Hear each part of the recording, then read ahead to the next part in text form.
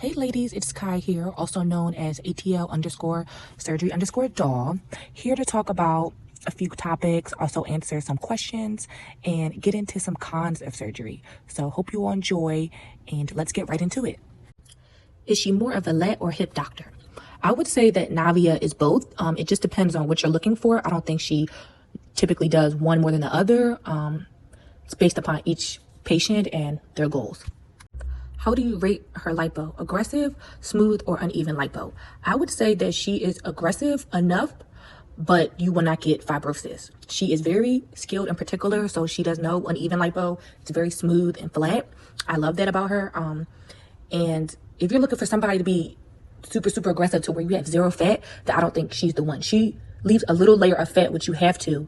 If not, that is what causes lipo burns and everything. So there will be a small layer of fat. Your stomach will not be completely non-existent, but it will be close to it.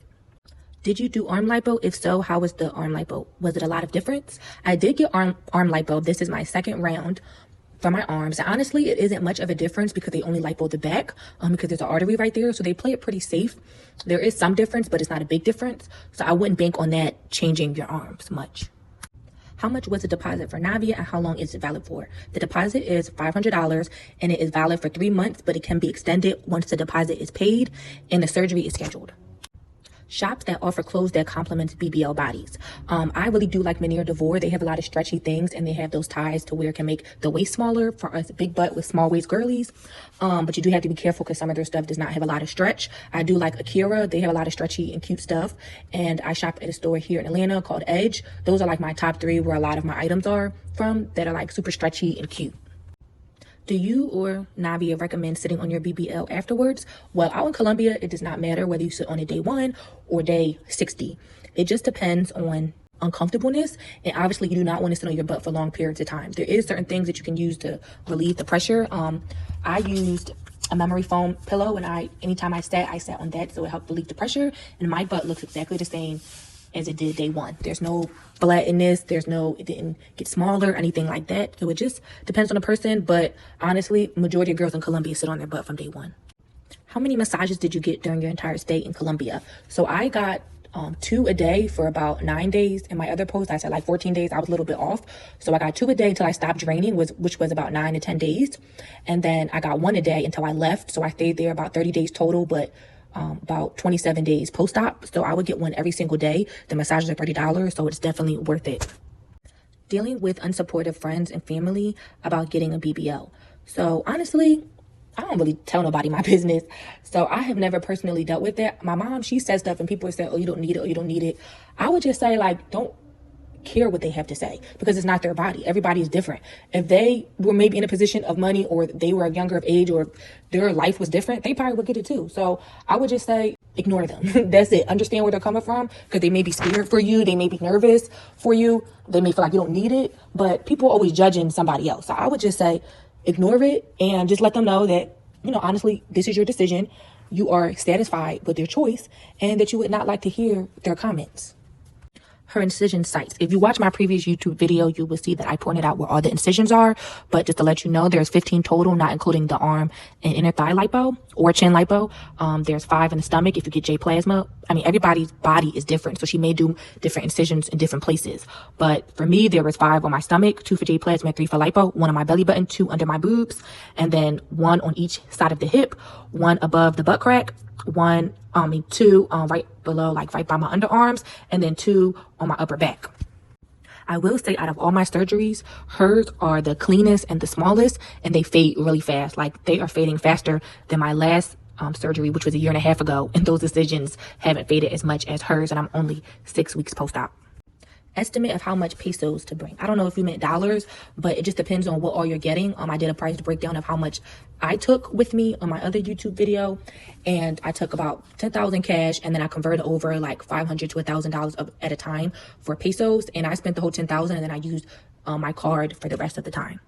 Always hear of the water being unsanitary overseas. Can you shower over there after SX? Water there is very clean. I showered there every day and I have extremely sensitive skin. I never had an issue. So it's not like DR where I guess you have to wash up with boiled water. It's not like that. The water in Colombia is very clean. And like I said, I never had no issues and no other dogs have had any issues or the people living there. Have your headaches gone away from chin lipo? My headaches have pretty much gone away, but I do have ringing in the ears now frequently. So I do have to get that checked out because my hemoglobin is fine. Everything's fine with me. So it definitely is still some fluid in my chin. I think that's why I'm still having the ringing in my ears and not the headaches as much. But I believe it will go away with time, but I'm going to get it checked out anyways. My fear of going to Colombia is that I don't speak Spanish. Will that be an issue? That was a fear of mine too. It just depends who you're staying with. Are you doing a recovery house? Are you having a nurse that speaks English? Because that will determine how difficult your experience will be. My nurse spoke English and she was able to translate everything for me. And the things that when the little time she wasn't there, I was able to use Google Translate. But honestly, I would not have been able to use Google Translate the whole time. It's way too stressful. So if that is one of your fears, I just highly recommend getting a nurse like mine's, Vanessa, or another nurse that speaks English properly so that they can relay the message and everything for you and take care of a lot of that stuff. Does Navia use ultrasound? I don't believe that she does. I don't know of that being a huge thing in Colombia. I think the ultrasound just helps know where to place the fat in the BBL. But when you're so skilled, I don't feel like you even really need an ultrasound because you know where you're going to place it. You've done this a million times. Were you able to find a boppy in Colombia? I did not ever use a boppy in Colombia. I used, like I said, a memory foam pillow. And so they don't have that type of stuff out there. So I would recommend getting that on Amazon before you come, anything to sit down with comfortably because they don't have that stuff out there. Vitamins/supplements recommended as well as the ones that you believe don't work. So I will let you know the ones I've used. I have used vitamin A, C, D, and E. It's a combined vitamin. I do iron. I do a combined B12, B6, and folic acid, and then a probiotic. And those are the only vitamins that I've taken. I've taken them before and after, and I heal very quickly. I've never had any issues. There's been times where I haven't used any vitamins in my surgery, like my last two, and I heal pretty fast. So it just depends on the person, but honestly I would just recommend those. Number one, iron, probiotics to help you go to the bathroom and with bloating and all that anyways. So those are the main things. Some people use a lot of other vitamins, but I mean, I don't know if any of those to be working or to accelerate healing or anything. The oxygen chamber along with the iron to get your hemoglobin back up and the probiotics and the vitamin C and all that is the main things I believe that work. Tips on traveling alone to Colombia to get plastic surgery. So the main things I would say is just be aware of your surroundings. Download Google Translator because that would be your best friend to communicate with people if you don't speak Spanish. I would say immediately drop your money off and don't bring large cash with you anywhere unless it's like, to pay your surgery fee to the doctor. I would just say make sure you have a good support system at home and also in Colombia. Like make sure your nurses are very attentive because I think that's the most important thing. I'm used to traveling alone, so it wasn't a big deal for me. But some people who don't or haven't traveled alone before, it can be, scary. So I just would say make sure if you have a private nurse that they're there with you every step of the way. I think that's the best thing. If you are scared to travel alone, or make sure that the drivers can go with you in places if you don't feel comfortable. Like if you don't feel comfortable, just, speak up. People there are very sweet and they're nice. So I wouldn't be too worried, like as far as anything's going to happen to you or anything. Just don't have your phone out in public, just make sure all your stuff is in your bag and you don't bring designer clothes or items or anything like that to make yourself a target. And I think those are the main things. I felt very safe in Colombia and at peace, so I wouldn't worry too much. Is the gym necessary to maintain your results? So it just really depends on the person. Eating is the number one thing that I say is necessary to maintain your results. Depending on what you eat is depending on, your results. And then also working out. I mean, you don't have to just work yourself to death in the gym, but it doesn't hurt to go to the gym, do Pilates or yoga, something active that can help build muscle and maintain your slim waist and everything. So if you had a big stomach before this or a stomach, you will have a stomach after if you continue the same lifestyle that you did before the surgery. So it's not an end all be all. It's just a foundation and you have to take care of that foundation. Otherwise it will crack. What scar cream do you recommend and when do you start using it? So this is the one that I recommend. And I like it because it works very fast. And I had a friend who used it on her scars for her breast augmentation. And she literally doesn't have any scars now. I didn't use anything the last 2 rounds. And that's why my scars haven't faded completely. But I have started using it. This round's the Moderna PM scar treatment. And I've been using that every day. And it has been fading my scars pretty quickly.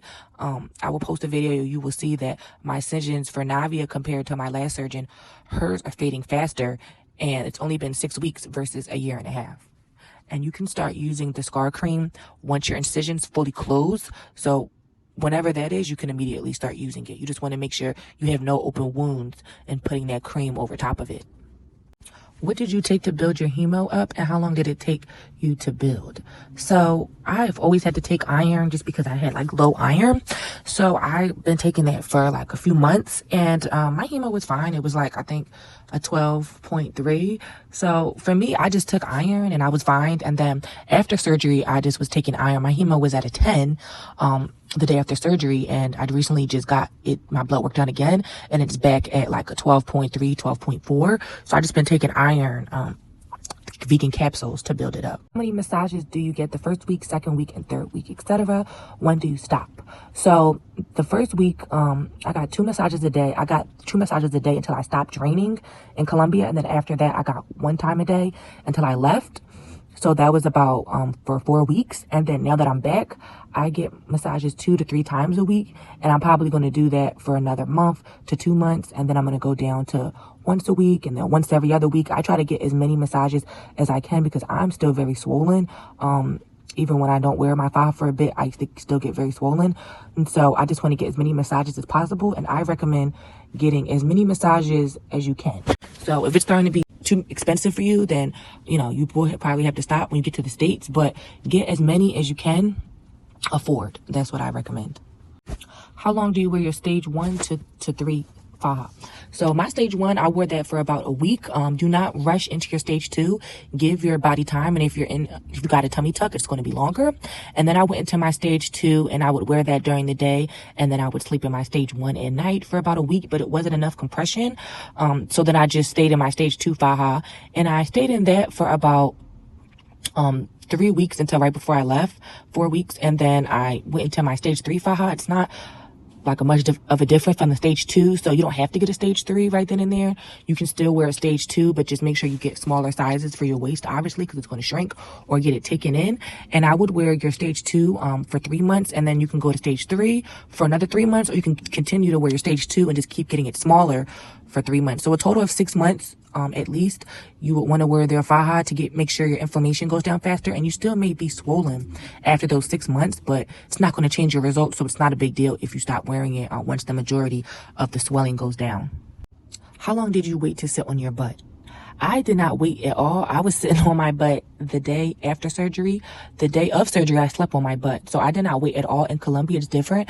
They don't tell you that you can't sit on your butt for 6 to 8 weeks. So in the States, that's what they tell you.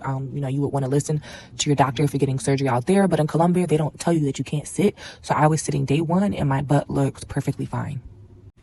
How is your belly so flat already? Mine is still so lumpy. Honestly, I just have like really good skin. I'm young, I'm 25, so I feel like I pop back faster. This is my 3rd round, and every single round, my skin has always been very smooth and flat. So I'm just very lucky, but it probably will take time. You know, it could take a few months for your skin to start smoothing out. Like I said, I'm just very lucky. My skin has always been very flat.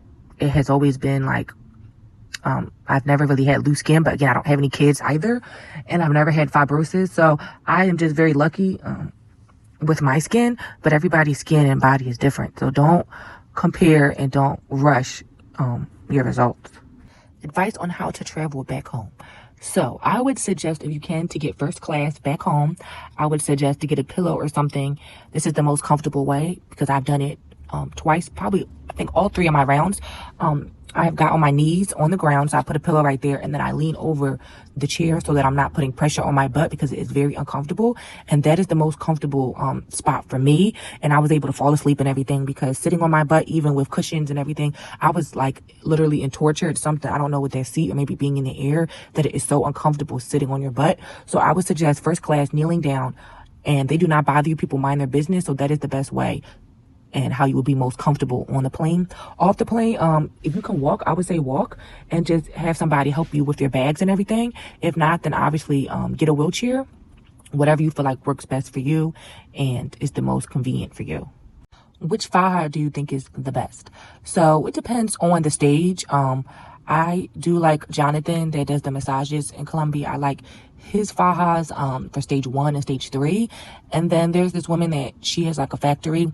I will post her again. I've posted it in my other YouTube. And I like her stage 2. And I would just say, if you go to her, just make sure you tell her you want the butt bigger, because I did like them, but she had the butt real small, like the holes for the butt, and it just did not work for me. But other than that, the quality is really good. I like the material. It has I like for leg and arm compression as well. It's really good material. So I would do that. Like I said, for stage 3, I really like Jonathan's. I've been in my stage 3 since 4 weeks post-op. I've never had an issue or anything, and I really like these fajas. So I actually bought 2 more and got them shipped over. And they're very inexpensive. They're about $50 to $60 over there. And then if you want to get it shipped, it's about $40 for the package. So you may want to buy multiple to get them shipped over here. But I would suggest doing that because they're way too expensive in the States. They're about $200. And I spent about $2,000 my last surgery trying to find the right fajas. Is it true that you can't bring over $10,000 in cash to Colombia? Well, you can bring over $10,000. You just have to get it declared. Technically, I bought like $9,800 because I just did not feel like it, just in case. But it's plenty of times that I've been somewhere and I bought more than $10,000. And unless they stop you and say something, then you will probably have to get it declared. But you can bring more than that. I would just separate it. Like I would put some in your carry-on if you have one, and then some in your purse. I wouldn't put it all together because that makes it look like it's more of an amount. And I know one woman, she stopped and she told them she had like a lesser amount. So they're not gonna, it's very rare that they'll pull you over and count the money. So I just would try to bring a little bit less than 10,000 or around that. I wouldn't bring like 15 or anything, maybe like 10,000, 11 or 12,000, because you can always mix all that up around your bags and it won't be an issue.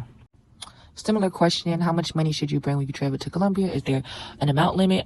So over 10,000, you technically have to get it declared.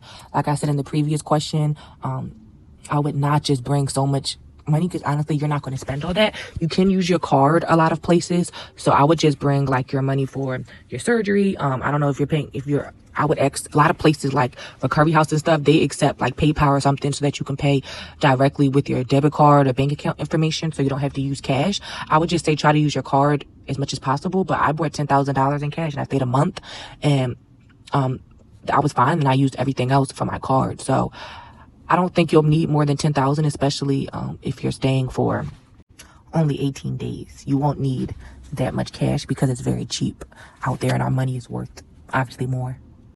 Difference in U.S. versus Colombia. This is a great question and I was waiting for this to talk about. So the difference between the U.S. and Colombia, the U.S. can take out 4 liters of fat at most states, and Colombia can take up to 10. Navia takes up to 8, depending on how much fat you are on your BMI. The other differences are the level and the amount of care that you get in each country. So the U.S., you don't get as better care as you do in Colombia. My previous YouTube, I explained my level of care. It was literally perfect. I got treated like a queen on a throne. In the U.S., you get treated like you just another dollar sign. So that is one of the main differences and the main reason why I would never go back to the U.S. for surgery. The other difference is obviously the cost. The cost of living over here is so much more expensive. Everything's more expensive. Over Colombia, everything is cheaper. The surgery, the care, the food, transportation. So your cost will be much lower for surgery. And pretty much Colombia is just a better overall place to get surgery. They are snatching us women better. They are shaping us better. Results are lasting longer. Overall, Colombia is just a way better place to get surgery.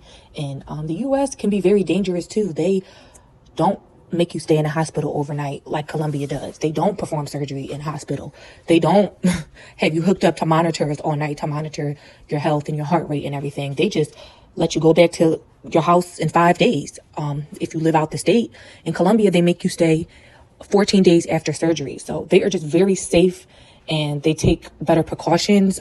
Their post-op care is 100% better. Everything we learned in the States is not what they do out there, and whose results are better? Colombia. So I believe and trust in them more than I would ever the States again.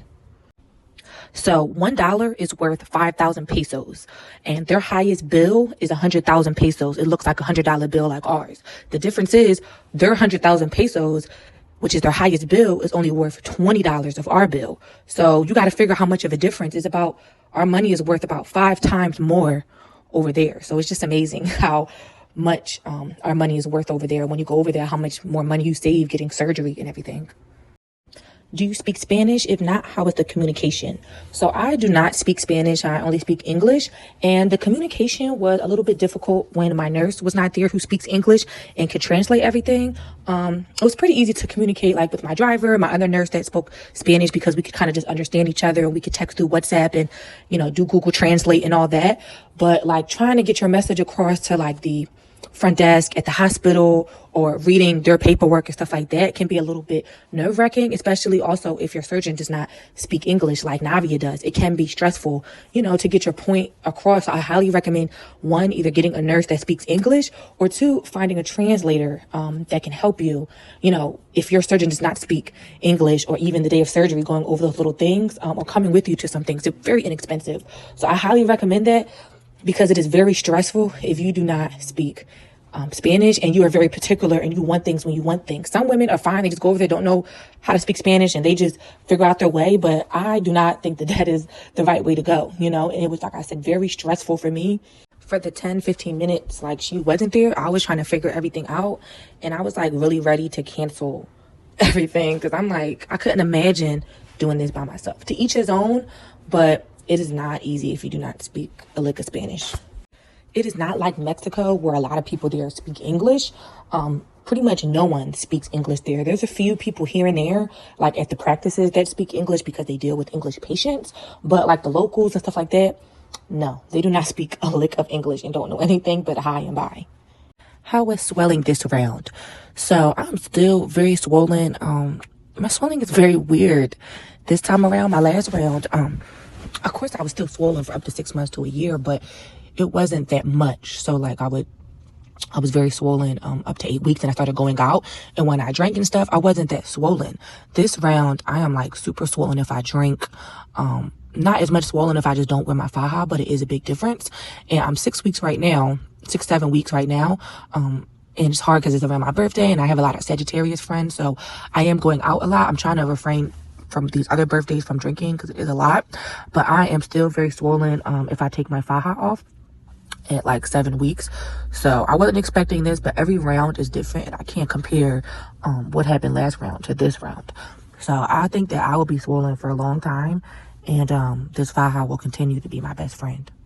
How long do you typically wear your faja for, or what's your favorite brand? So I wear my faja 24/7 if I'm not like going out, like for example, if I'm not going out to dinner with a friend, or if I'm not going to on a date, or, you know, going out like in a social setting. Like if I'm just going to eat by myself really fast, I'll wear my faja because it's not that deep. I only wear it if it's like I absolutely cannot wear it underneath, because it's no point for me to just wear the faja without any foams or anything, because not enough compression. So I'd rather just not wear the faja at all than to just wear it a little bit and it be a little small compression and I still get very swollen. So I wear it 24/7 until I go somewhere, which typically I may not go somewhere till the weekend. So I may go out once. If I go out once in the whole week, I'm wearing my faja 24/7, only taking it off for the gym, for massages, and a shower, and to wash it and change it. So those are the only times I take it off, and I do this all the way up to 6 months. I did it my last round, and I'm going to do it this round as well. Some people stop wearing it after 3, or some people do 12 hours on, 12 hours off. I say wear it as much as possible because it helps your swelling go down faster. So I would just say wear it as much as possible up for like 6 months. After that, you're not that swollen anymore, so you don't really have to wear it. But if you want to, by all means, you can wear it. Just know it's not going to change your results. And what's my favorite brand? So I did mention this in the other video as well. For stage 1 and 3, I like Jonathan's fajas. And then for stage 2, there's a lady that she has some people that do the fajas in the factory directly, and I like her stage 2s. Only thing is, I would just, if you're planning to buy them from her, they're $50, and just make sure that you tell her you want the butt bigger, because they make the butt super small and nobody's butt is fitting in there.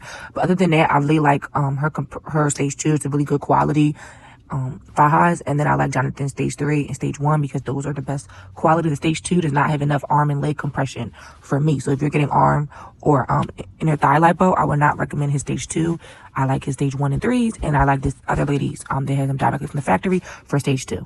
A lady asked, can my nurse Vanessa, can she come to a recovery house? So she cannot come to a recovery house because they have their own specific nurses. So you would have to be in an Airbnb or something like that for you to book her services. So I wanted to talk about my chin lipo review because I did not discuss that in my last video. So With the chin lipo, I really like it. I think that it is a huge difference for me. Other people were saying that it's a certain kind of fat, like maybe baby fat or something else. Whatever, regardless of the fat, it's gone. And I really used to be insecure about doing side profile stuff because that used to hang. And so she did lipo my chin and then also my sides of my face, like that chin part. And so I definitely see a huge difference. And normally it takes about 3 months to see the ultimate results.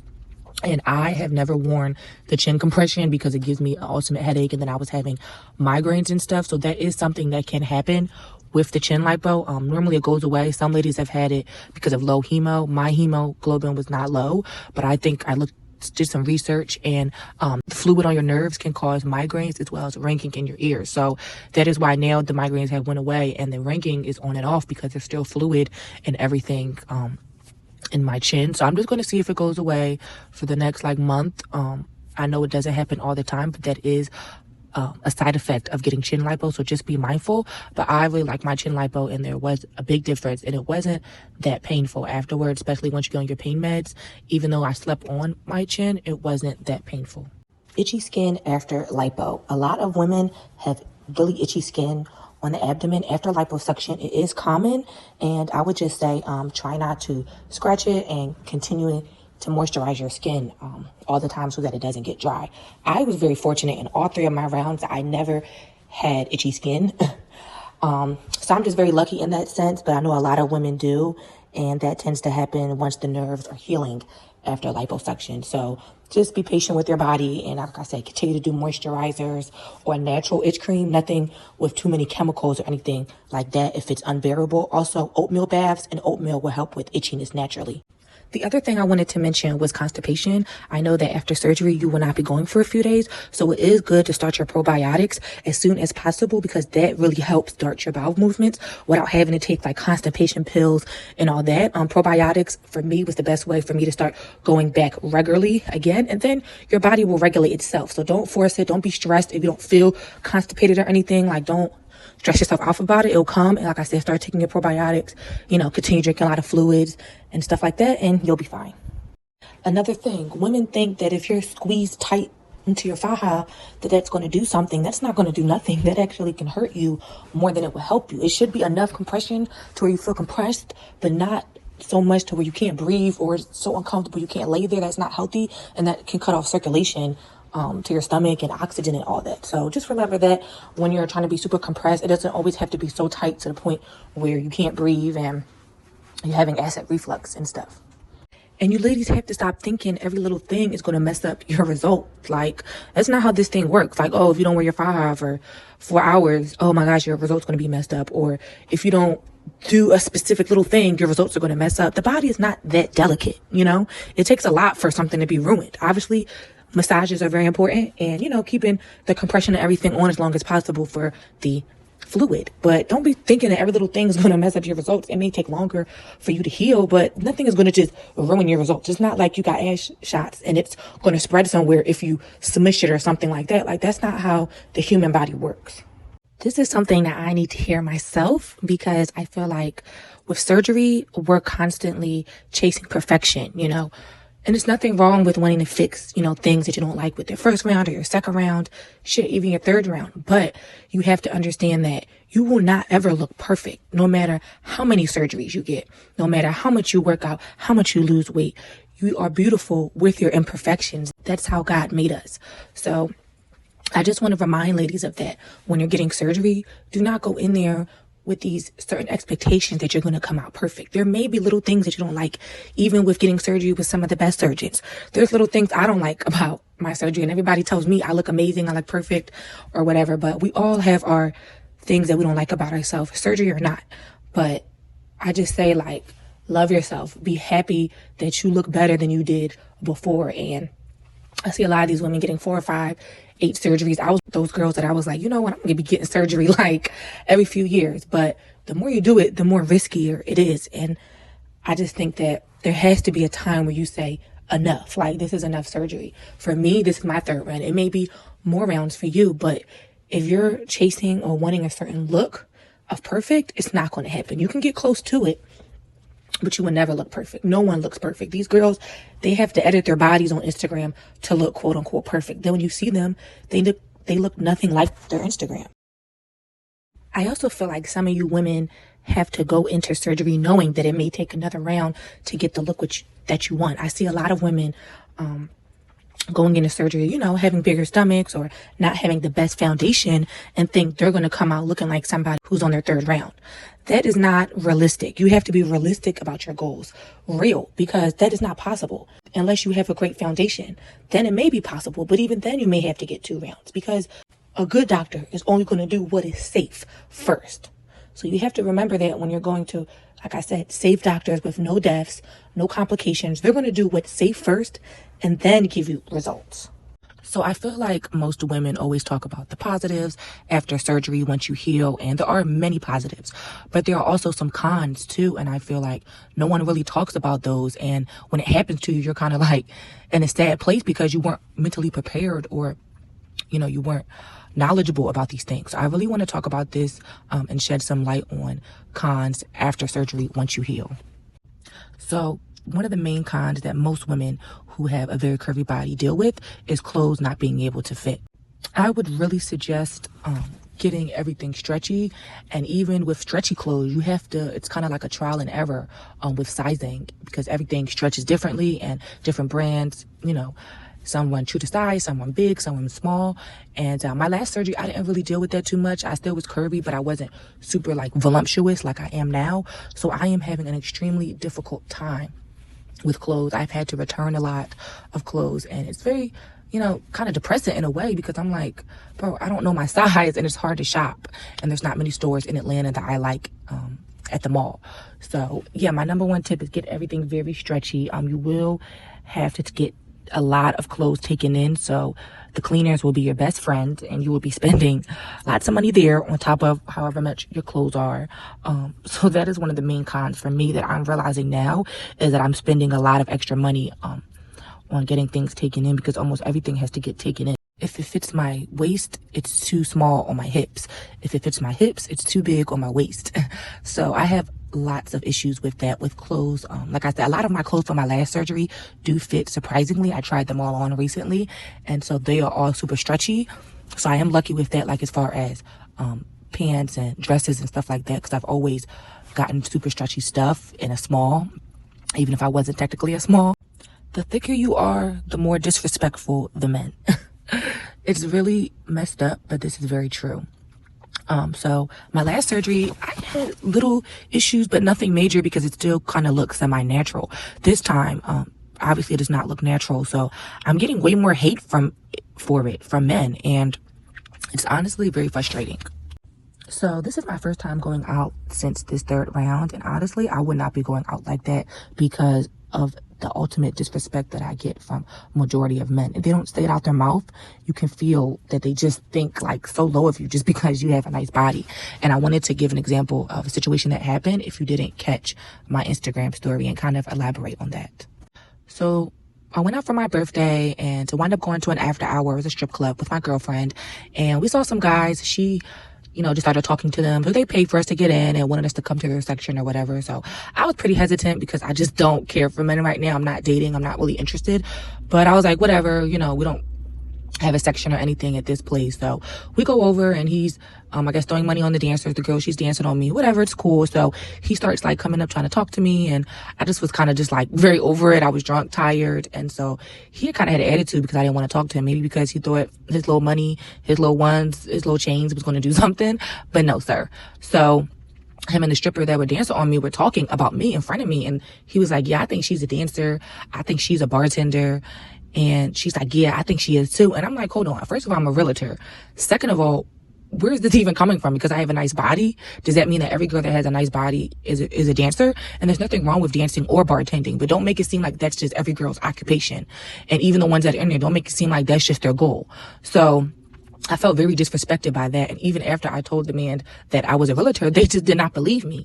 And then he went on to say, you have ass shots. And then, mind you, he was telling me, not asking me. So I said, no. And he said, but it's not real though. And I said, but it's not ass shots. Like, these men are so entitled and they're so concerned about women's bodies, and it pisses me off. And this is one of the first instances where a man has been like so degrading to me. I don't really receive this from most men. You know, you get stares and you get people that probably think things in their head, but to come up and say this, it just shows how most men feel about women that are like me. And I'm going out my way to not really dress provocative or anything, because that even gives a bigger wrong impression to people and think I'm just this whore or something just because I want to dress sexy. But this is the world we live in, and having a curvy body, it comes with it. So this is just something I wanted to discuss. And ladies, be prepared to receive comments and disrespect from men. Like, it's the creepy ass stares from men for me. Like, this man literally kept coming up to us, begging to be in his section. Literally, he walked up and just was staring like this for 5 minutes. He would not leave. Then there's the men that just want to have sex with you because you have a nice body. They don't care to get to know you. They don't care to actually date you. Their whole agenda is to just have sex with you and have bragging rights. So celebrities, athletes, regular folks, they all want to do it. And I have learned this the hard way. Now, granted, I'm single. I like to do me. But these men will pretend and act like they really like you to get what they want. And just don't fall for it. You know, my last round is when I got a lot of more attention. I've always gotten a lot of attention from guys. Doesn't matter if they have status or not. But, you know, the better you look, the more attention that you get, even from those type of people. And I just wanted to let you ladies know, like, I've been through it, and just don't fall for it. You know, it may sound good to date an athlete. It may sound good to date an actor or anybody in the limelight, but honestly, they just want to show you off and have you just like a trophy. And granted, I have had some really good dating experiences, but it's like one out of many. So that is something that also what happened is you would get a lot of men that just want to just show you off and just have sex with you and don't genuinely want to get to know you. If you notice, most men that have girlfriends or wives, they don't pick the girl with the voluptuous body. They pick the, you know, I guess they call it like the girl next door. You know, she has a good paying job and she just, you know, she may have a nice body, but it's natural and it's not overdone and, you know, very, I guess, basic-ish. Not all, but most guys that I've seen, especially in the limelight, those are the type of women that they pick because they have a certain stigma against us women that look like this, that we are hoes or we just want your money. They put a very bad reputation on us, and it sucks because a woman like me, or you know, you ladies that are listening, like, I have my own money, boy. I don't need you for a damn thing. Anything that I want, I can go get it, and I have gone and got it. And as far as the whole stuff, like, you know, we all have had our little phases and stuff when we were younger, but we're starting to get older. Like, we want things more stable if you're single, and these men just don't understand that. And I'm not a pick me type of chick. I'm not begging no man to want me. I'm not begging no man to pick me to date. It's the other way around. I'm going to pick you to see if I want you. So, like I said, it's something I really just wanted to talk about because I feel like it's a big thing in the surgery community that a lot of men low-key despise us as far as want to take us serious, and they are very jealous of us. And I will talk about that next. So just a little background about my dating life. I've never really been in a serious relationship by choice, but I've only been in one serious relationship, and that was about 6 years ago. So I've always been like single my whole life. So I have dealt with a lot of BS from these guys, and I've learned a lot. And so I just want to shed light on the jealousy of men, especially after you get surgery. I've experienced a lot of that. Most men cannot take their women or someone they're dating getting so much attention. It eats them up inside, and they may never mention it to you, but it's there. And I feel like there's some type of animosity because they feel like you chose to have your body like this. Like they kind of sometimes can put the blame on you, like, well, you're the one that wanted this. You're the one that wanted this attention.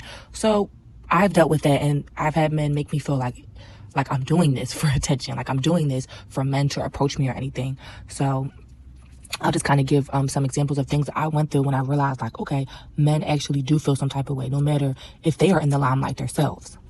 So one of my most recent instances was before this round, my second round, and I was dating this athlete, and I was at the game, and he overheard some other guys like talking about me or like saying certain things because they saw me, and he kind of felt some way towards me, I guess because of the way I dressed or what I had on. And he was like, you need to cover up. Like, you don't need to be wearing stuff like this. And I'm like, hold on. Where is this coming from? 1, 2, I can wear whatever the hell I want to. I am a grown woman. I'm not a child. And if other men say stuff and talk about me, that's on them. But this just goes to show that, again, men are, and I'm not going to say jealous, but it may have been overprotective. And he felt some way because other men were talking about me or saying things. They probably were degrading me, saying they can have sex with me, or he can fuck me, or he can pull me. I don't know. Whatever men talk about these days. And like I said, he kind of felt some way about that. And I could tell it kind of carried on from there. Like, I could tell that he did not want me to dress like this. Like, he kind of felt some type of way towards me. He never really truly spoke on it, but I can tell. And so with the same guy, I remember us having a conversation. Pretty much I was just saying, like, I had to get used to him being such in the limelight and us being on dates and people walking up and wanting autographs, wanting pictures, you know, and stuff like that. And I was just letting him know, like, this is something I have to get used to, because I've dated athletes and guys in the past, but you know, the more they're known on social media, the more people want autographs or whatever. So, and I remember him replying back, and he was like, do you not know how much attention that you get? And he was like, you get more attention than me. He's like, when you walk into a room, the whole room stops. Like, people just stare. People, I could tell, want to come up to you and say things. And I'm like, this is a man that is so used to being in the limelight and everything. And he's saying, like, that I get more attention than him. And that really sat there and made me think, like, I've always gotten attention, being younger. Even when I'm not showing my body off, I have baggy clothes on, and people come up and compliment, I guess, how pretty I am. I don't always see it. But it just had me really thinking, like, wow, okay, like, having this body is like being famous. And I started really noticing it, like, my last round, when I first went out, I would just have tons of girls, like, walking up to me, commenting on my body, commenting on what I dress, what I wear. And obviously, you know, the better your body looks, the more better the clothes look. And ever since then, I have, like, people come up to me every single day if I'm wearing something cute or whatever, and just come up, and low-key, I'm like, I really do feel like a celebrity. Even days where I don't want anybody to talk to me, people come up and, oh my God, this is so cute. Oh my God, where'd you get this from? Oh my gosh. Like, I remember one day I wore this dress. Lie to you not, I got 25 compliments in that one day. And I'm like, this is a lot. Even though it's just like, okay, thank you. It's a lot of energy. It's a lot of people that you have to deal with. And then don't let me be out in the club somewhere. Girls want to come up, talk to me. Where'd you get your body done? Blah, blah, blah. But it had me really sitting there thinking, like, wow, it really is like being a celebrity. When you have your body done, you look pretty and you dress nice. It's literally like being a celebrity. So imagine a guy dealing with a celebrity girl. It's just like that when you have your body done, because you are the celebrity. So another con about having a BBL is especially a big butt. Those poses that you used to do to make your butt look bigger will not work, because it will look so big to the point that it looks nasty. I will post some of my pictures and I'm like, wow, it looks way too big. It does not look right. And in person, it doesn't look like that. But just be mindful when you're doing poses in the camera. You no longer have to do stuff to make your butt look big, because it's already big. So if you have had dents in your butt before surgery, or I think sometimes the dents can be caused from surgery, you will not be able to fix that with another round. I've had the same dents since my first round, from this round, and they will not go away. Luckily, they're not that bad, but they can be noticeable, certain angles and stuff like that, and they are not removable with another lipo. There is ways, I believe, you can fix them, but like I said, mine aren't that bad. And I mean, if they get any worse, or if I ever feel at one point that I do need to fix them, then I will. But this is another con, is that those dents will be actually more noticeable. And like I said, sometimes a BBL can actually cause those dents. I'm not exactly sure why, but I know that that is one of the things that can happen after a fat transfer. When you get a fat transfer to your butt and to your hips, you are more likely to get stretch marks. The bigger you go, the more likely you are to get stretch marks. I do have stretch marks. I have stretch marks on my butt. I have them under my arm, and I have them by my hips. They're not that bad, so they're not like super noticeable. But if you are more prone to get stretch marks, like if you had a child and you've gotten like a lot of stretch marks, then it is likely that you will or can get stretch marks when you get a fat transfer, obviously, because the skin is stretching, it's expanding. And the bigger you go, like I said, the more prone you are to get stretch marks. When it comes to results, you may not see your final results for up to a year. You always look good in the first few months, you know, when the inflammation is going down and your hips and your butt are tight, and, you know, you've been eating good, or whatever the case may be, you've been eating healthy. But when that 1 year mark hits, or even 6 months, you will not look the same once everything drops, once the inflammation, everything goes down. So I look this good now. I'm still going to look good, but I'm not going to look as good unless I keep up with my eating and I keep up with the gym and all that type of stuff. If you're just eating whatever right now in the beginning, you can eat whatever to, you know, keep your butt and everything, but you cannot continue to do that after 1 month, after 6 weeks. If you do, time pass and your results will not look the same. Even if I do work out, even if I do eat healthy, I still won't look how I looked these first few months. It's just not how things work when it comes to a surgery. Everything drops. Your hips get lower. Your butt gets lower. So that's why it is good for your surgeon to put your hips and your butt super high. So when it does drop, you know, you still look good. Because if they do it lower when you get your surgery and then it drops even more, it's going to look saggy. It's always good for your surgeon to insert the fat above your belly button for your hips and your butt if you want hips, because I told Dr. Earl I wanted hips and he did them lower. So a year post-op, my hips really dropped. A year and a half later, my hips really dropped. And I'm really sad because I looked amazing the first few months. Even, I would say 9 months, I started gaining weight, traveling, drinking and everything. And then I started to look bad. You know, certain clothes and stuff, I look good, but I did not look as snatched as I did. And even when I was working out and everything, it still dropped. It still wasn't as tight as it was in the beginning. So do not get obsessed with your results in the beginning, because you will be sad 6 months, 8 months, 1 year, no matter what you do. This is not a permanent thing. It's only temporary to look that good in the beginning. You're still going to look good, but you aren't going to look how you looked in the beginning. Last but not least, the weight gain. This is by far the biggest con after surgery for me. If you have gained weight after surgery, then you know what I'm talking about. But for those who have not gotten surgery yet or haven't gained weight, one of the main issues when you get lipo and you gain weight is that you will look bigger in those places that you did not get lipo. So pretty much what happens when you get lipo is they are removing fat cells.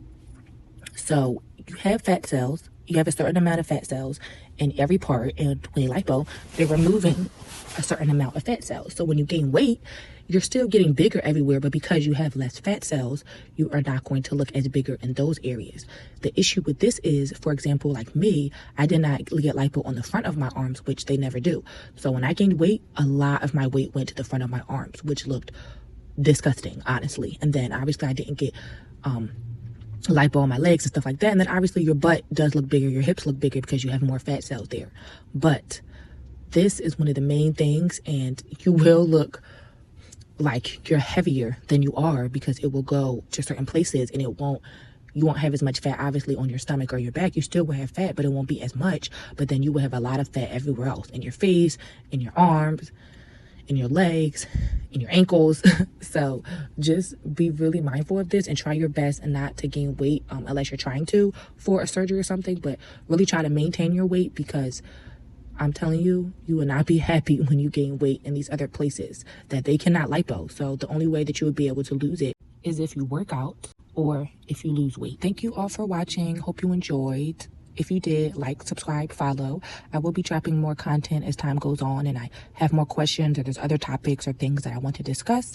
And thank you all for the continuous love and support that you've all shown me throughout my entire surgery journey. It is so greatly appreciated, and I do this all for you women to help support you all, to give advice, and to just be a positive addition and influence to the surgery community.